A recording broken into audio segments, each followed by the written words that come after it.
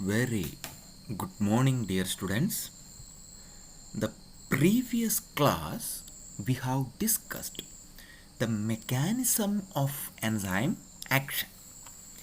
There we have seen how the enzymes play a very vital role in the reduction of the activation energy and how the enzyme substrate complex will be reducing the activation or lowering the activation energy and thereby catalyzes the enzymatic reaction. There are three important factors which influences the enzymatic reaction. The first one is the concentration of the substrate, and the next one is the temperature, and next one is the hydrogen ion concentration or pH. And among these three, the most important factor is the substrate concentration. What is the substrate that is required for the ideal operation of an enzyme catalysis process? What is the concentration of the substrate that required to operate the ideal enzymatic reaction is first proposed by two scientists, okay? That they have devised a simplest equation that helps to study the concentration of the substrate and the rate of the reaction in the case of enzyme catalysis process. And this enzyme equation is known as Michaelis-Menten equation. So in this particular class, we are going to discuss the Michaelis-Menten equation and Michaelis constant. Okay, so first we would like to have an introduction about the Michaelis-Menten equation. So actually the two scientists called Michaelis and Menton, as you can see their photographs here, in 1913 they have studied the hydrolysis of sucrose catalyzed by the enzyme invertase. Okay, so sucrose, as you know that this invertase, it will be converting the sucrase into two monomers, like that is a one glucose and one fructose. Okay, and they have studied this concept, and these two scientists, they have proposed the equation to calculate the ideal concentration of the substrate that is required to operate the reaction of this catalysis process, and that is known as Michaelis-Menten equation, okay, or Michaelis-Menten hypothesis. And this they have mentioned based on several assumptions while they are studying the activity or the activity of the enzyme invertase over sucrose, and how the enzyme convert sucrose into glucose plus fructose. They have studied in detail and they have proposed so many assumptions. Okay, and this theory is based on the assumptions. So the assumptions are only a single substrate and a single products are involved. Okay, so the substrate, if it is single, then the enzyme, it will produce the product is a single product, and the process proceed essentially to the completion. Okay, and the process, once the single substrate undergo an enzymatic reaction, it produce completely to the product. Then the concentration of the substrate is much greater than that of the concentration of the enzyme in the system. Okay, so how much ever enzymes are present, there the concentration of the substrate should be much higher than that the concentration of the enzyme. Then only what will happen, the ideal there will be an interaction between the ideal concentration of the enzyme and substrate that catalyzes the process. And during this particular process, there is an intermediate enzyme substrate complex. There is a transition state, okay, between the enzyme and substrate complex. Then the last one is the rate of decomposition of the substrate is directly proportional to the concentration of the enzyme substrate complex. Okay, so the rate of the decomposition of the substrate, the decomposition rate of a substrate is directly proportional to the concentration of the enzyme and the substrate. Okay, so these are the assumptions that is made by Michaelis and Menton to propose the Michaelis-Menten equation. Now we are going to discuss what is this Michaelis-Menten equation and how they have derived this equation. Okay, and the theory postulates that the enzymes form weakly interacted with the complex. That is, the enzyme interacted with a substrate to form enzyme substrate complex that is weakly interacted. As I told you, the enzyme substrate complex is produced by weak interaction. This enzyme substrate complex upon hydrolysis which decompose to produce a reaction product and the free enzymes. Okay, the enzyme substrate complex and upon hydrolysis which produces the reaction product and the free enzyme. So that is enzyme plus substrate that gives to enzyme substrate complex, then it produce the enzymes plus the reaction product. And this is a very tedious process to determine the concentration of the enzyme substrate or even the substrate concentration in practical aspects. Okay, so when they studied Michaelis-Menten equation, that time also they experienced the same difficulty, and due to this particular thing they decided to develop or devise an equation that is helps to find out the concentration of the substrate experimentally, where these immeasurable quantities were replaced by those which could be easily measured, the concentration of the substrate very effectively by experimental approach. Okay, so they have used the following concept. Okay, so they have used the total concentration of the enzyme, they represented ET, okay, in bracket ET, the total concentration of the substrate, that is S, the concentration of the enzyme substrate complex, that is ES,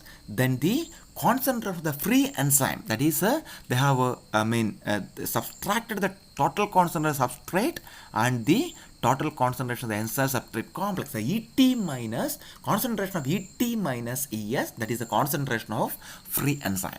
The rate of appearance of the product, that is velocity V, is directly proportional to the concentration of the substrate and enzyme substrate complex, that is V, that is equal to that of, that is proportional to the enzyme substrate complex, where K is the constant that we can replace the proportionality symbol. Okay, so the maximum reaction rate Vm, okay, that is the maximum velocity will occur at a point where the total enzyme ET is bound to the substrate. Yesterday we have discussed the mechanism. When the enzymes started interacting, what will happen? The concentration of the enzymes has started increasing, the interaction rate will be increases. But once the enzyme is saturated with the substrate, so what will happen?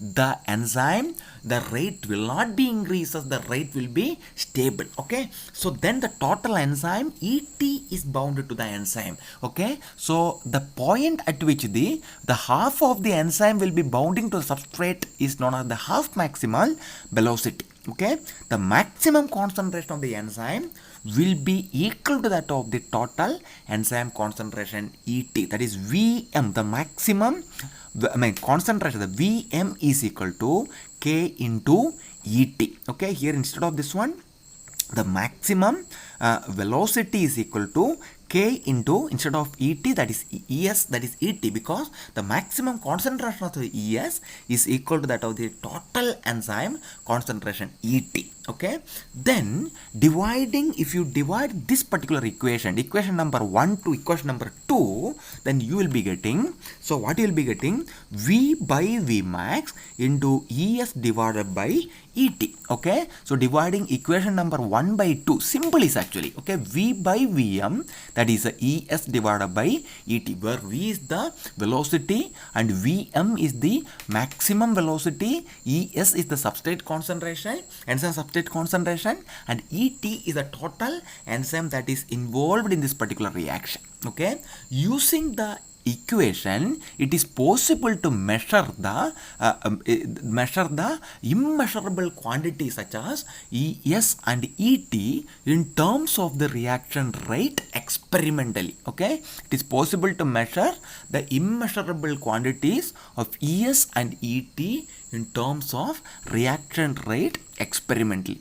In the reversible reaction, that is E and S, okay, the enzyme plus substrate gives to enzyme substrate complex, one can write the equilibrium constant for the dissociation of ES as Km, which is equal to, okay, so in the reversible reaction, E plus S, that is ES, one can write the equilibrium constant for the dissociation of ES and ES as Km, which is equal to Km is equal to Et minus Es into S divided by Es, okay. So this is an equation, Km is equal to Et minus Es into substrate divided by Es. So how it has come, okay. So here I have told you all the logic, so that based on that one, the concentration of Et minus Es into Es divided by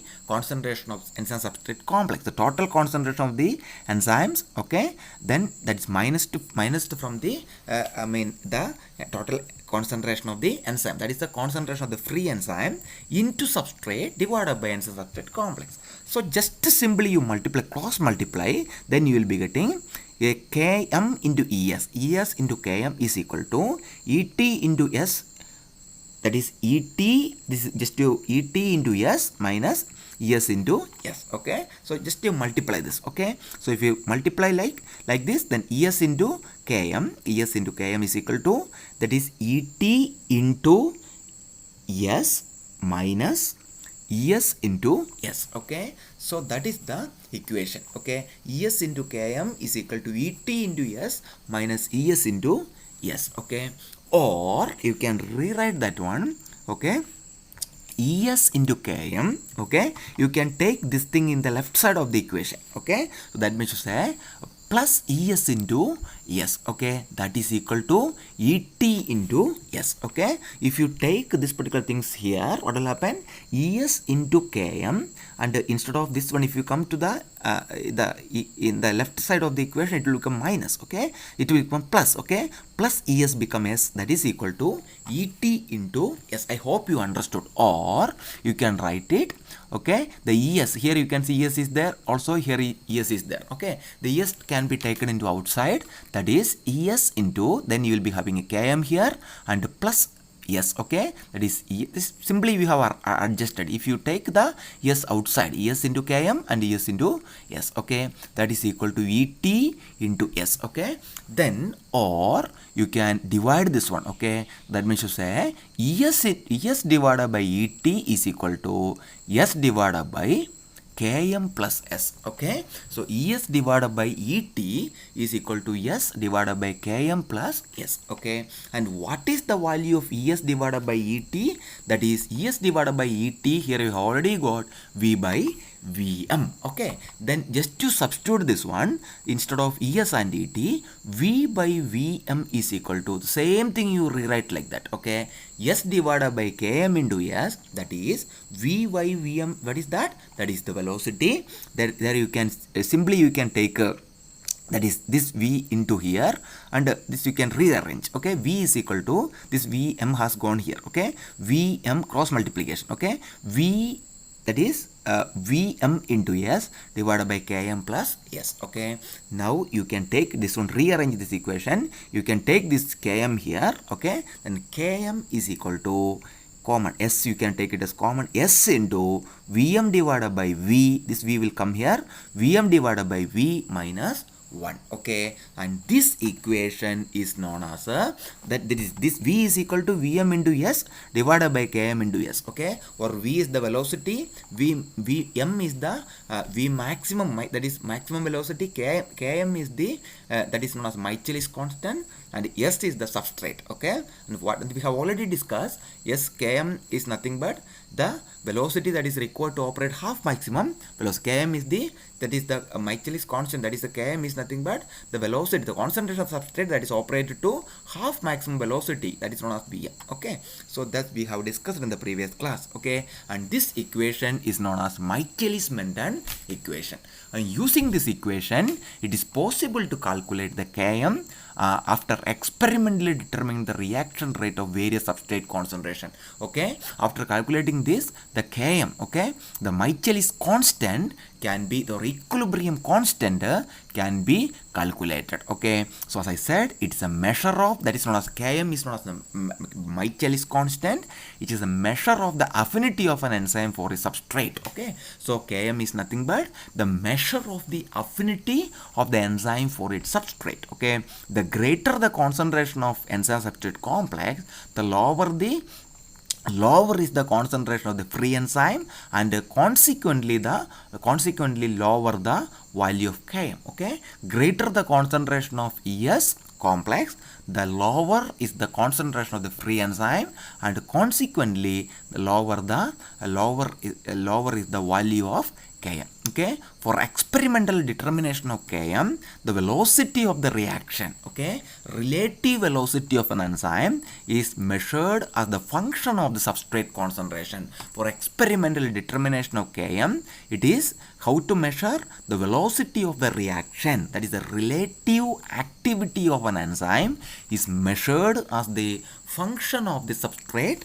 concentration. So this is known as Michaelis-Menten equation. Okay, so this is what we have told. The Km is equal to the substrate concentration, or in the other word, Km is equal to the concentration of substrate which gives a half maximum velocity Vm.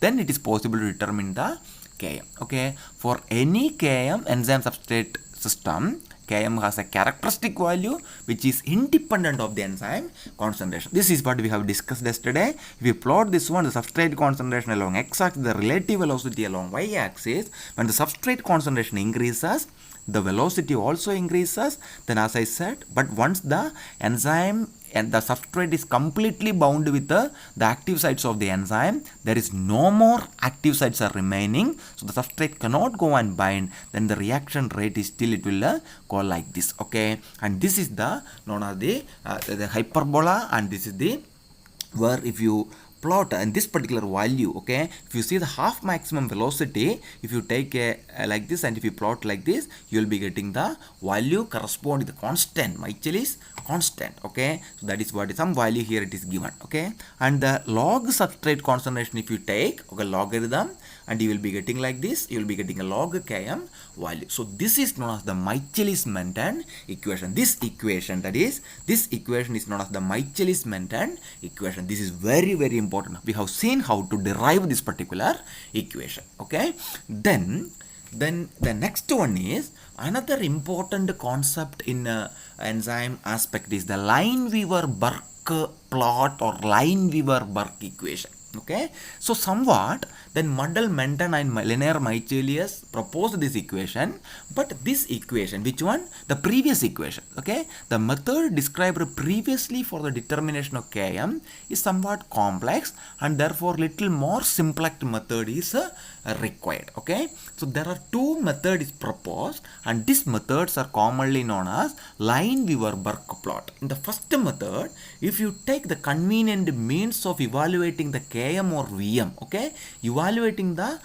Michaelis constant and maximum velocity, the rate of the enzyme substrate reaction, it is a plot kinetic data as the reciprocal of V and S. Okay, which is the reciprocal of the velocity and the concentration of the substrate. And this relation is proposed in 1934 by Hans Lineweaver and Dean Burke. Okay, and this equation is known as a Lineweaver-Burk equation. Okay, they have plotted a graph that is known as Lineweaver-Burk plot. Okay, if one takes the reciprocal of Michaelis-Menten equation, you will be getting Lineweaver-Burk plot. That is 1 by V is equal to just the reciprocal. Okay, Km into S divided by Vm into S. Okay, please note that here V is equal to Vm plus into S divided by Km into S. Okay, just to reverse for that actually. Okay, 1 by V is equal to Km.